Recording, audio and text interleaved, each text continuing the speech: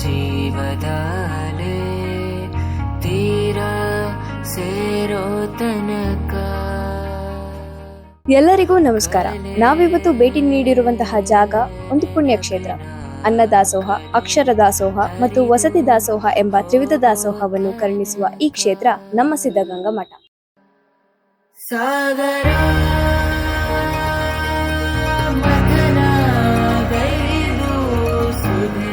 ರಜೆ ದಿನಗಳಲ್ಲಿ ನೀವು ಭಕ್ತರಾಗಿ, ಪ್ರವಾಸಿಗರಾಗಿ ನಿಮ್ಮ ಮಕ್ಕಳೊಂದಿಗೆ ಇಲ್ಲಿಗೆ ಬಂದರೆ ದಿನ ಹೋಗೋದೇ ಗೊತ್ತಾಗಲ್ಲ.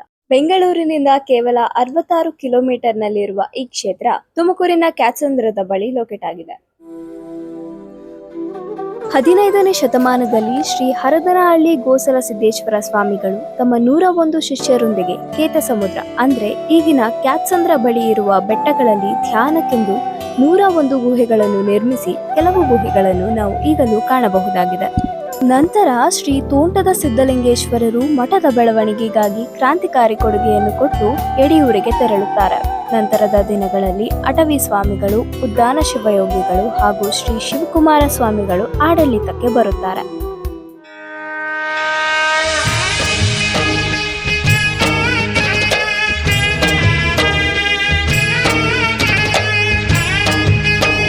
ಸದ್ದುಗದ್ದಲವಿರದ ಸಾಧನೆ ಇಲ್ಲಿ ಗದ್ದುಗೆ ಏರಿದೆ. ಕಾಯಕವೇ ಕೈಲಾಸವೆನ್ನುವ ಮಾತು ಕೃತಿಯೊಳು ಮೂಡಿದೆ.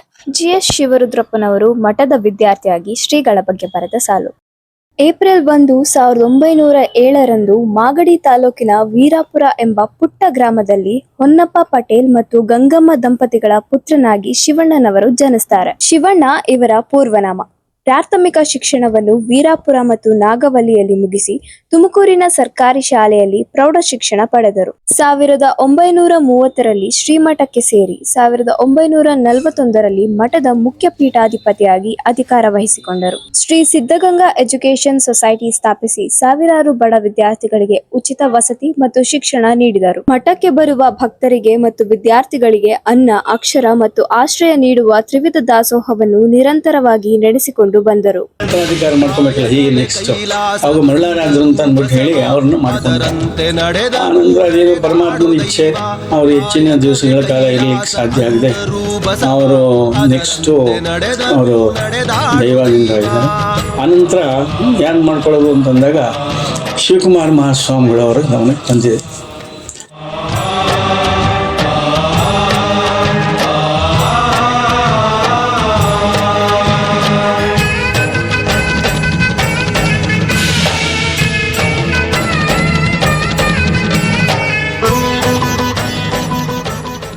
ಪ್ರಸ್ತುತ ಶ್ರೀಮಠದಲ್ಲಿ ಶ್ರೀ ಸಿದ್ಧಲಿಂಗ ಮಹಾಸ್ವಾಮಿಗಳು ಶ್ರೀ ಶಿವಸಿದ್ದೇಶ್ವರ ಸ್ವಾಮಿಗಳನ್ನು ಉತ್ತರಾಧಿಕಾರಿಯನ್ನಾಗಿ ಮಾಡಿ ಶ್ರೀ ಶಿವಕುಮಾರ ಸ್ವಾಮಿಗಳು ತೋರಿದ ಹಾದಿಯಲ್ಲಿ ಶ್ರೀಮಠ ಇಂದಿಗೂ ತ್ರಿವಿಧ ದಾಸೋಹದೊಂದಿಗೆ ಮುನ್ನಡೆಯುತ್ತಿದೆ. 1917ರಲ್ಲಿ ಶ್ರೀ ಸಿದ್ಧಲಿಂಗೇಶ್ವರ ವೇದ ಸಂಸ್ಕೃತ ಪಾಠಶಾಲೆಯನ್ನು ಆರಂಭಿಸಲಾಗಿದ್ದು ಮಕ್ಕಳಿಗೆ ದಿನನಿತ್ಯವೂ ಬೆಳಗಿನ ಜಾವ ವೇದ ಮತ್ತು ಸಂಸ್ಕೃತವನ್ನು ಹೇಳಿಕೊಡಲಾಗುತ್ತದೆ.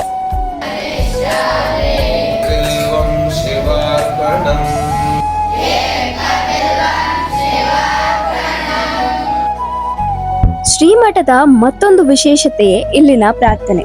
ಎಲ್ಲ ವಿದ್ಯಾರ್ಥಿಗಳು ಸಾಮೂಹಿಕವಾಗಿ ಸಂಜೆಯ ನಂತರ ಸಾಲಾಗಿ ಕುಳಿತು ಶ್ಲೋಕ, ವಚನಗಳಿಂದ ಮನಶುದ್ಧೀಕರಣ ಮಾಡಿಕೊಂಡು ಪ್ರಸಾದಕ್ಕೆ ತೆರಳುತ್ತಾರೆ.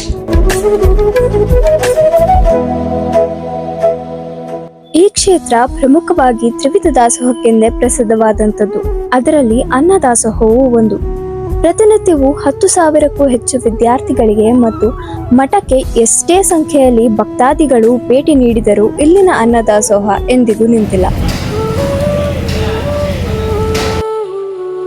ಇಲ್ಲಿ ಅನೇಕ ಅಂಗವಿಕಲ ಗೋವುಗಳನ್ನು ಸಾಕುವುದರ ಜೊತೆಗೆ ಒಂದೆರಡು ದನದ ಕೊಟ್ಟಿಗೆಗಳಿವೆ. ಸುಮಾರು 150ಕ್ಕೂ ಹೆಚ್ಚು ದನ ಕರುಗಳಿಗೆ ಬೇಕಾದ ಸೌಲಭ್ಯಗಳು, ಚಿಕಿತ್ಸಾ ವ್ಯವಸ್ಥೆಯನ್ನು ಮಾಡಲಾಗಿದೆ.